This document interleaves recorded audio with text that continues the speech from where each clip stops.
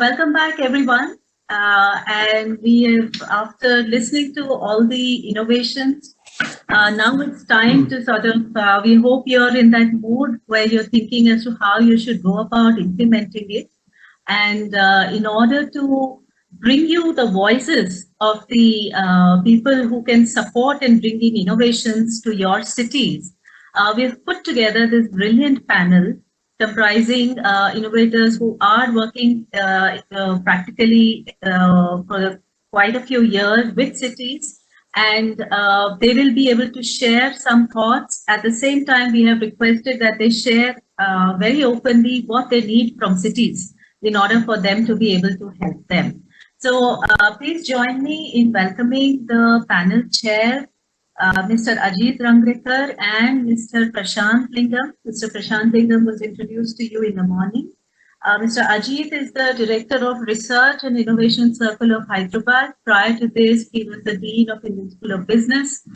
He wears many hats, but currently he's dedicated his time to promoting environment outcomes through building collaborations and innovations. So, Mr. Ajit, over to you, and I look forward to a brilliant conversation and learning from this session. Thank you. Thank you, Dr. Malini Reddy, and good afternoon and welcome after lunch, all people who are attending. I'm told that many of you are on YouTube, many of you are in your groups listening to this, so that's wonderful. So this morning, you had an exciting look into what some of the new innovators are doing, what are some of the great new ideas. But anybody who starts anything new faces problems. It's in any sphere, right? That is particularly more challenging sometimes in WASH for a variety of reasons. But what is even more amazing is that people have found phenomenal, really great answers to many of those challenges. So you are now going to listen to 4 amazing innovators. I must say I'm personally extremely impressed by them. I'm a follower and I do try and see if I can help at least 3 of them, and I will add the 4th one to my list of people to whom I should help. So I'm not going to spend too much time. I'm going to start them in alphabetical order. I've got one request to all the people who are listening. You know, it is easy for us to ask these people questions, and I hope you do, and I'm sure that they'll try and answer. But I want each one of us as citizens to think about how can each one of us help these people to succeed. So I want you to keep that at the back of your mind and see how we can play a part in their success. So I'm going to first start with Kalpana Ramesh. Kalpana is an architect and a designer and is absolutely passionate about water and environmental conservation. She runs a phenomenal initiative called Live the Lakes in Hyderabad. As a resident of Hyderabad myself, I'm very grateful to her for what she's doing to preserve our lakes. So over to you, Kalpana. Yeah, thank you, Ajit sir. It's wonderful to be part of Inkwash again, and it's a great opportunity to be speaking to so many of you from the government as and also from the citizen front. Today's topic is dilemma. So I was telling Ajit sir the other day that my day starts with a dilemma. I work for water and its conservation, and I work for water bodies conservation. So the first thing that comes up in the lakes that you see is all the waste that you see. So the first day at the lake itself was like a dilemma. I mean, how do I do this? Is this my right to ask the government to take it up, or is it my duty? Is it a right or duty itself is the first thing that you have to, that itself is a dilemma. So when it came to communities and talking to communities, yes, initially a lot of them heard me out and understood the need. But when it came to the first cleanup, after having spoken to 300 people, I had only one, not even a single person that turned up for the first cleanup. Now, you see the environment right in front of the house, you see a umpteen amount of garbage, and there is someone to help. So what is that missing link? Why are communities not wanting to come? So then I understood, okay, I need to establish further a contact and a trust between these communities for them to trust that I'm actually doing the good job. So there again, it became a question where why am I doing it became what is my agenda. I had to prove all these things and stand the wind and went ahead. And once I established that fact, then I saw a lot of conversations that happened. And so I didn't, the first day at the lake for cleanup and no one came up, I was not disheartened. I was a bit disappointed, but I still continued my work. But that strength to continue the work, actually from 0 people today, I have 6,000 people that can listen to me and hear me out and are willing to support. So that's a great change. So there's a dilemma and there was a solution as well. Another thing is, I would like to say, do I go the confrontational way or not the non-confrontational way? Confrontation where do I go fight with people who are built in buffer zones or full tank level, or do I go and fight with the revenue department or see what can be done there? So or talk to a politician. All these seems confrontational and non-productive. Then while we did about 2.5 years of work, and removed several sewage lines out of the lake with awareness with people. They actually came along and made this happen, which was a big win. But there was a new building that put a sewage line overnight. While we've done so much work for the lake, made it litter free, and a lot of social fencing is happening. I didn't know how to solve this. Obviously, this person was backed up by a politician. Now, going the confrontational way will be directly to go and sit with the politician and address and get this builder. And I don't know if a good census might prevail. Instead, I adopted another way where I went and found out what this building is being used for. Then I went, I realized that it's been getting ready for OYO rooms. Then I wrote an email to the OYO founder and he handheld me and he helped talking to the builder. And he said, if you didn't, do the legal sewage, he will revoke the agreement. So then within 3 days, we were able to remove this illegal sewage line that came into the lake. So it was an out of the box thinking and very non-confrontational approach. And we were able to solve this problem. Another problem came up when, there is a person who thinks negative about anything I do. So he wrote all the way a letter to the principal secretary that there's something wrong happening with the lake. And, the zonal commissioner is also kind of playing a role in this and that. So that was a great opportunity, in fact, instead of going the negative way, because even the zonal commissioner was in a fix how to solve this problem. Because this is a community and he has been a previous IAS officer from the tax department. So they didn't know how to solve this. So we, she invited Arvind sir, the principal secretary, to the lake. Then he said, sir, you can see the lake and see the improvements and see what has been done so far. So when he came to the lake, he was so impressed that he took our little story and put it in the MAUD yearbook of 2018. So it turned out to be a very positive thing. Earlier, it was a dilemma, what to do. Do I continue the work or do I not continue the work, or is it going negative or positive? But everything turned out positive. So my request to whoever is in the government here today is, please do come and see the work that we do on ground. Because it's tremendous amount of, I would have put some 5,000 hours on the lake in the last 3 years. And that's a lot of time that I've given other than my families and work that I do. So it will be great if you all come and actually see what's happening with the lake and handhold us in different ways. So I think this dilemma will keep going as my journey moves. And I think I'll keep trying to solve it instead of thinking negatively at any point. I have learned that there are solutions, and every time you need not have the same problem, same solutions to the same problem. We can address it differently. I would say if the local bodies, local government and authorities play a role with us, on ground. First of all, come and visit us and see what can happen. We have several solutions. Today, I have come up with a solution where there is continuous sewage coming into the lake.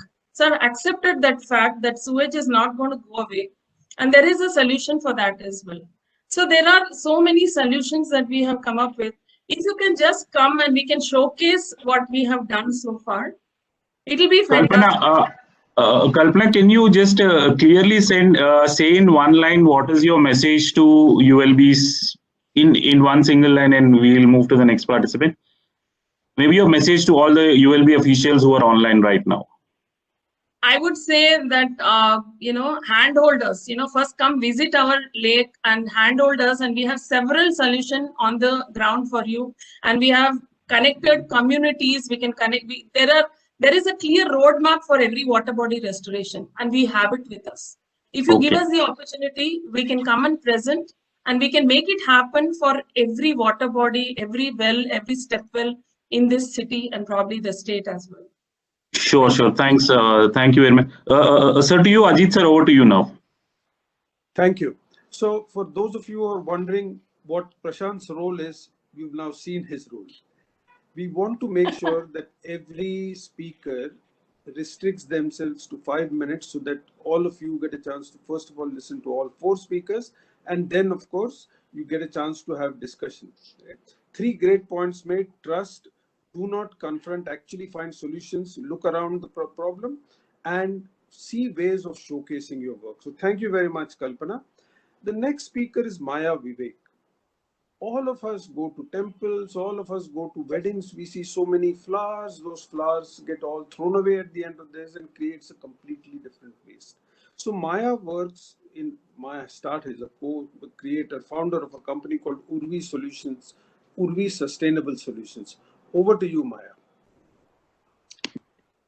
Thank you, Ajit sir, and good afternoon to all of the participants here. I'm happy that I'm here today to talk about Innovators' Dilemma. I mean, this clearly is that, I would like to take it in a positive aspect, because from the enthusiasm of ideation, I have traveled to the realities of execution. So, that's a journey, and I'm happy to have these dilemmas. And out of dilemmas, will definitely we should be able to churn out solutions. With this premise, I would like to present the dilemmas along with certain solutions which definitely require some kind of refinement and churning out to become a proper solution as such. So the very first problem, or not the problem, the dilemma as such, the confusion is, who is it that I'm doing this for? After all, for who is it? Why am I doing this at all? Am I doing it for the society or for the civic bodies, or is it just to satiate my own passion?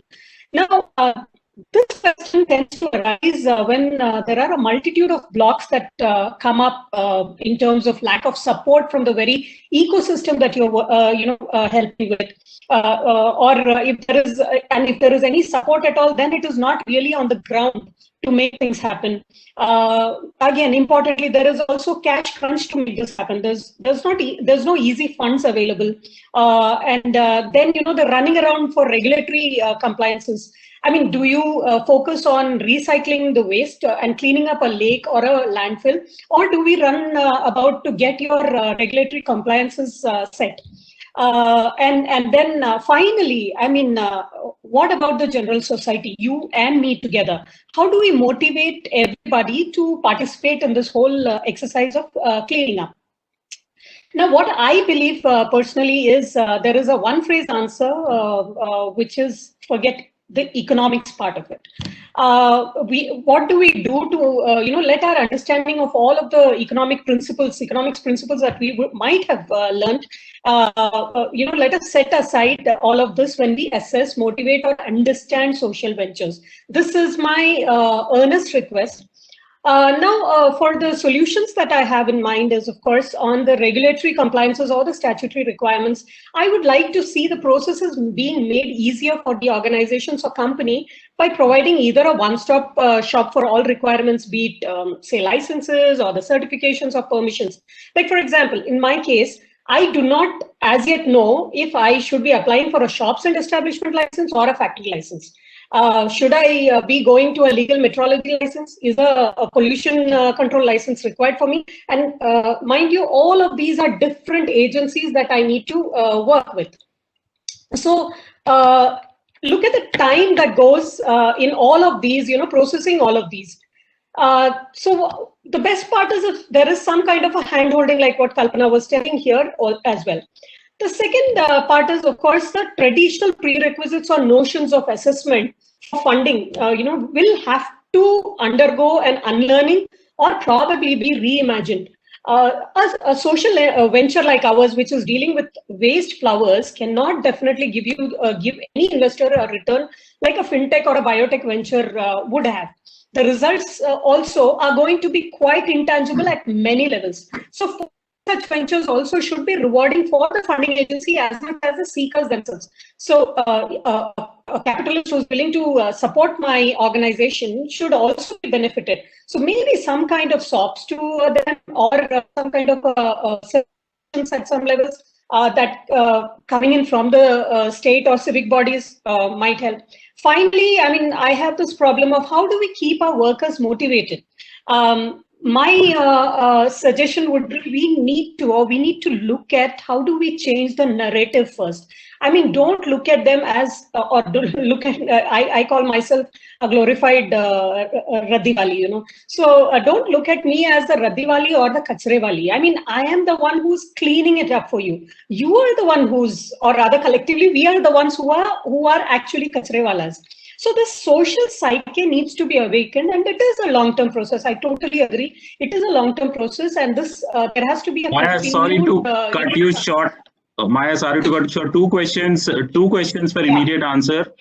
What needs to be done? What needs to be done in one line, please? What needs to be done for the current crisis either you are going through or the situation you are facing? Again, I mean, this would be at the cost of repeating. There is a handholding which is required very practically on the ground. I mean, I see a question here which says, Professor Chari has asked, would we assign an Professor MOU Chari has with asked, yes. Yes. So how is the journey so far, and what needs to be done more? The journey so far, to be honest, stands on the paper, although we have had small beginnings in a couple of municipalities, but definitely I cannot, from my position, say it has really started. So we need to have that motivation done at the ULB levels, and together it's going to be a collective effort. So yeah, thank you. Thanks a lot, Maya. Thank you. So please take over. Yeah. Thank you, Maya. So I think very important questions. How can we as a society demonstrate our support to these startups? How can we, I mean, there must be some chartered accountants, regulatory, retired IAS officers. How can they help these startups with regulatory compliance? Yes. What new incentives, and how can municipalities and so on, instead of just sitting there and ticking the boxes, how can we be active participants in getting these people started? So lots for us, each one of us, to think about. I'm now going to go to a person who has done so many things in her life that I'm just incredibly amazed. Nalini Shekhar of Hasiru Dala. She's worked on the issue against violence against women and children. She has approved facilitation to support victims of human trafficking, immigrant women. She's run a shelter in the past. But given all the waste and the problems of waste packers, she is now started something called, let me make sure that, Hasiru Dala. Correct? Hasiru Dala means green force, I assume, in Kannada. And it helps marginalized waste pickers in Bangalore to be recognized for their work and to develop a more sustainable waste management city. Over to you, Nalini. Thank you. I'm sorry I can't switch on the video. It's a bandwidth problem. So it's an interesting thing. What is a dilemma and why we are talking about it today? I feel the dilemma is good, as the previous speaker was also telling. It questions one's existence continually. So that is very important, and it results in an innovation solution. It will make you push you to think out of box, but it's not just for the innovators. But these things should happen to every stakeholder. We talked a lot about governance and how the government should support, or the funders who funding investors should support. I would say the government should start looking at social ventures very differently. It is not the traditional company, especially because I work in waste. It is not about pick up and drop and make your money. It is not that. People who are coming into this space is passionate about waste. Well, many people are not. We are passionate about the workers who are working. We are passionate about innovative solution, decentralized solution, and we are passionate about bringing end to what we put it in the landfill. So if we understand that, automatically the governance structure should also change. And so and if there is a company, they say, oh, they've come to make money. Or when they were a trust, it was good. They did not question us anything. So these are some of the challenges we have, and that is a dilemma for me. Waste is a subject of the city. While we have the national laws, we have the policies at the state. Finally, it is a city subject. The city lays out the policy based on which we all spend money and invest, and city suddenly decides to change the policy. That is the time when we wonder whether what investment of just not the money I'm talking about, the investment of emotions, investment of passion, investment of innovation that we have put, is it worth it? So sometimes definitely I feel that, and especially when I work with Bangalore municipality, waste pickers are made into entrepreneurs, micro entrepreneurs. They are running the dry waste collection center. When their bills are not paid for 20, 24 months, I wonder whether this is the right decision. I get up in the night saying waste pickers have gone hungry because they are not being paid. Waste picker paying a lot of money for the interest for what they have taken, whether they are sleeping well. So these are dilemmas continuously happen, and we have to reinvent as the situation on the ground and the policies keep changing.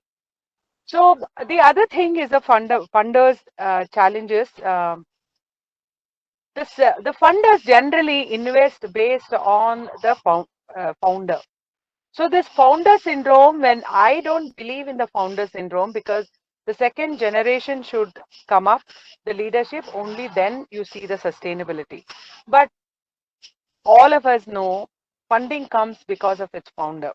How do we make this change happen to the funder? Whether it is non-profit funding or for-profit funding, I don't care. But we have to look at the funders have to go beyond the founders and look at what systems have been set up, whether this system that is set up can carry on the vision of the founder. That is where the funders should start looking at. The government should start looking at and treating it as very different from the traditional contractors you always had. The traditional contractors can also be changed. There are many people who have changed to learn new things, and they have become relevant to the situation.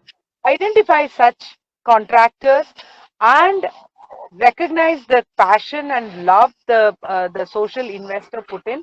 These are two things that is very, very important when you're working with everybody. But it is also an important stakeholder is your citizens and elected representatives. If they don't participate and support any kind of social venture, especially the subjects that require governance, will go down. So it is all 360-degree stakeholders should be taken into confidence and move forward. It doesn't mean it comes easily. There are days you feel very low, there are days you feel very high, but you have to balance and go. That is the innovation of the process, innovation in your thinking and emotion, because all these form a solution for your dilemma. So I want to stop there, and I will be happy to Yes. Yeah. Thanks, Nalini. Thanks. And there are a few questions for you, Nalini. It's like I don't think you're on chat. You can see chat on phone, but I'll pass on to you, and maybe otherwise we'll come back to you again at the end of the discussion. Sir, over to you, please. Okay. Ajit, sir. Thank you. Thank you. Great, Nalini. And again, I think all of them are, what are they asking in different ways? Be partners. Be our partners. And Nalini raised a very, very important point. How do we put a financial value on a cleaner environment? We can say that the cost of cleaning up is so much, but we really don't know what is the value. So therefore, these people have a different kind of a challenge when it comes to getting funding, and we must find an answer to that. And the last appeal, I think, to many of the municipal people is that can we involve these problem solvers when you start looking at any of your newer policies? So the last speaker of this group, and then I hope we'll get some time for questions, is Dr. Shalini Sharma. She is the co-founder and CEO of Sanshodhan, which is an e-waste exchange. So you've seen, holy waste, water, normal, everything, collection, and now e-waste. So over to you, Dr. Shalini. Thank you, sir. Thank you, Prashantji. So I'm speaking about the startups dilemma as our topic today. And I think my other panelists have spoken quite a lot already. So there will be some overlaps probably. But more specifically, I will speak about 4 points that are more pertinent to the audience here. Number one, what's of startups in the light of Atmanirbhar Bharat? So whatever I'm going to say here is the dilemma of more than 60 to 70% of the startups who are great sci-tech, having significant innovation recognized globally, and many organizations follow them, but they operate in the space of the sustainable development, and that's the least talked about subject and the area that falls under the government purview. So the climate change, right to have clean air, water, allied water bodies are mainly the areas where the governments are key players. But then there are more agencies and organizations, like there are big 4 consultancy agencies, there are international agencies. They support the government to fulfill these responsibilities. And I ask, then why not the startups? That's the first dilemma I put forth to the moderators and lot many government officials here today. Number 2, coming to a very basic question, what is the startup? There are various thoughts about this, but let's see what the government say. And I think that this dilemma is very important to highlight, because this is where the question lies, that why the number of unicorn is so small in India or in any particular state or in any particular domain. As per the revised Gazette notification in January 2019, the startup is a company for the period of 10 years with the date of from the date of incorporation, registered as private limited company, partnership, or LLP. I'm talking about this because it's related to the infusion of huge grants from the government and various agencies, providing the financial support for the development of the startups. But practicality in India is that the infusion of the startup funds is more towards the universities and the research institutes. On the other side, the government departments may deny business to the startup, saying that you are a private limited company. So the startups who learn from a definition given by the government and registered themselves as a company always face a dilemma that whether they should exist as a researcher in university or they should come up as a register as a company as guided by the government. I see the solution as a department under the state or the central ministry of industries looking to removing the barriers for the startup to scale up. I add here that the financial capability will enhance the capabilities of the startup to scale up. So differentiate between R&D funds and startup funds. Number 3, the dilemma I'm going to speak about the investment from the investors and the grant support. Generally, the grant is required at the initial stage to build a minimum viable product or prototype. The dilemma is that the definition of minimum viable product is different for the early stage for all the early stage investors, and all the investors who would like to see, generally would like to see the product and with great traction. So the startup question themselves why they need any investment at high dilution after the completion of the development of the product. Shall they reach out to the investors only for the marketing? And coming to the social startup, can a private limited company be the social startup, or private limited should restrict themselves to make sell theory, get investment on the basis of their production and sale inventory? Number 4th and last dilemma that I will put up for the plastic waste management that we are talking today. Various studies are saying that the huge country like India need at least 15 to 16,000 plus players to really cope up with the plastic waste solution in India. But how many alliances and fund pools they have made efforts to invest into the development of the infrastructure, development of new players, and having a holistic approach to cope with the plastic menace. The existing recyclers for sure need to be invested, but whatever done, the economics will not work beyond their capacity to of their operations in a particular region. Now, lastly, you may ask, then what's required to solve this? I will say the requirement is to plan to build new partners, plan for decentralized model of operations, plan for inclusion of not only the waste pickers, but inclusion of municipalities and ULBs, inclusion of new players who have knowledge and capacity operating into the waste management area, plan with big heart for big action to create a big social, environment and economic impact. Thank you so much. So Shalini, if I have to ask you one ask from the ULBs, because a lot of ULBs are there in the participants, what's one ask you have from them? I will say the digitization for transformative sustainable growth. Because when you put a lot of manpower and efforts, so efforts are repetitive, your time investment is repetitive. So do go for digital products like Sanshodhan is having an e-waste exchange platform and many other. It can be for plastic, it can be for textile, it can be for automobile, especially when in the light of scrappage policy coming up. So go digital, monitor, manage, then perform, then excel. That is what I will say. Thank you very much. So Prashant, actually on their behalf, I have a request to all the universities and bodies, local bodies. You know, just think of what either Shalini is doing or Nalini is doing, right? If they have to employ these rack pickers, or if Shalini has to work with people to sort the electronic waste, she is going to work with them in the proper legal way. Therefore, she has to use these people only for 8 hours or 10 hours, give them lunch, give them food, put them in proper safe environment, pay their PF, etc., etc., etc., etc. Whereas their competitors, which are the informal sector, work without any of these problems. Now, you cannot therefore use L1 as a basis for giving contracts. You have to use that, somebody doing things properly, and not just on paper. On paper, if I am one of those CD people, I can give you on paper saying I'm informed. How can you be partners in ensuring that the lives of these poor people are actually treated with dignity? And I think that is really a role for ULBs to play. Thank you. I'll now hand over to you, Prashant, for the remaining time of questions, whatever you want to take on and ask.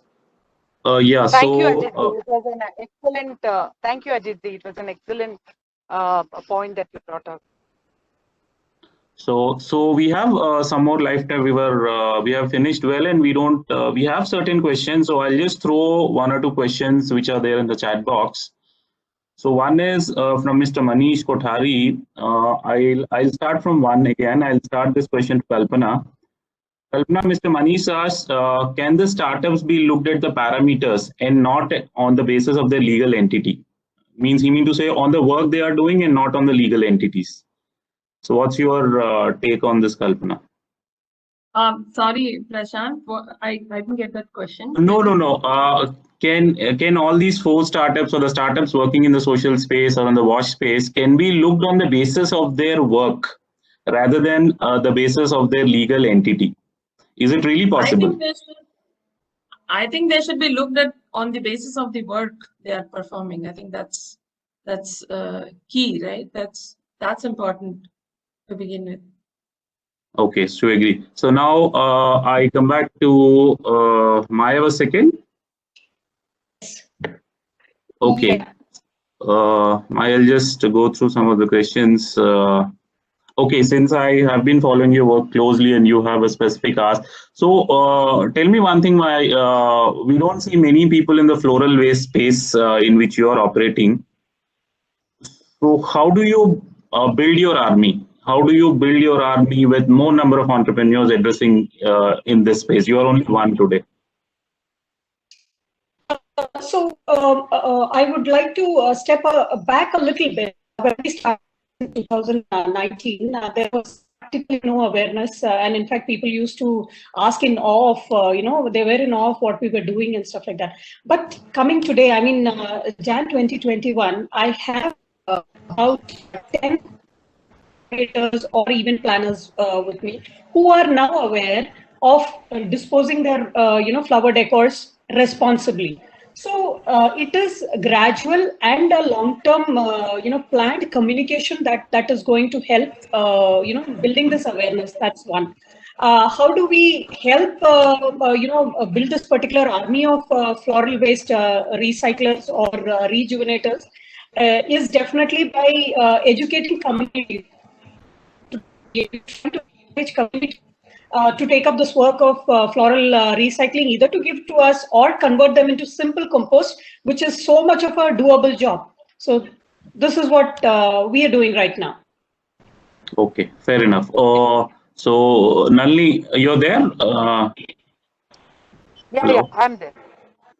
Nalini, since you have been working largely in plastic as well as the waste sector, so we have been focusing a lot of things on the ULBs. What is one message you want to give to others who are non-ULB related? So one message if you have to give.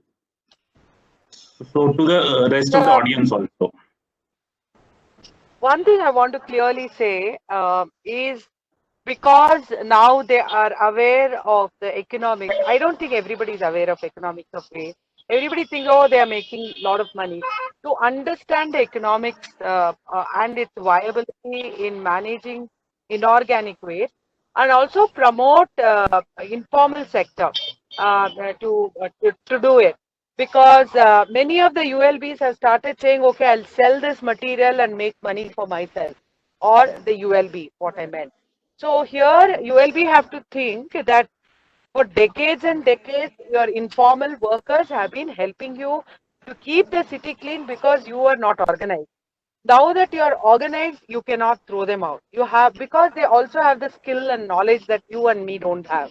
So integrate them, making the money out waste should be for the waste pickers and informal sector, not for the ULB.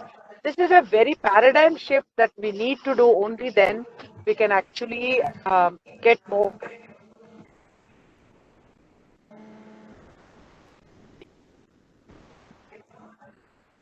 Sure. Thank you. Thank you very much, Nalini. And Shalini, we are short of time, so I'm passing the mic to Sir to close for the closing remark and concluding the session. Sir, over to you. Sure. I have no remarks left. I think these people are doing an amazing job as citizens of this country, as holders of office in our ULBs, and as everyone who has any conscience. I think we owe it to ourselves and to our country to support them. Thank you very much for being a part of this. Greatly appreciated. Thank you very much, Thank Dr. you. Malini. Thank Over you. to you. We are done. Yeah. Thank you very much. Thank you. Thank you. Thank you so much for being so candid in your sharing your experiences. And also, you are having been very tough on the ULBs when it came to the arts. So I think it is something that I'm closing this session with the feeling that our friends from the ULBs are now sensitized that it doesn't really take much for them to be able to bring brilliant innovators like them to work in their cities, and how some cities which have done that have benefited from your expertise and presence. So thank you once again. And with that, we will continue this journey on some other occasion, and we move on to the next panel.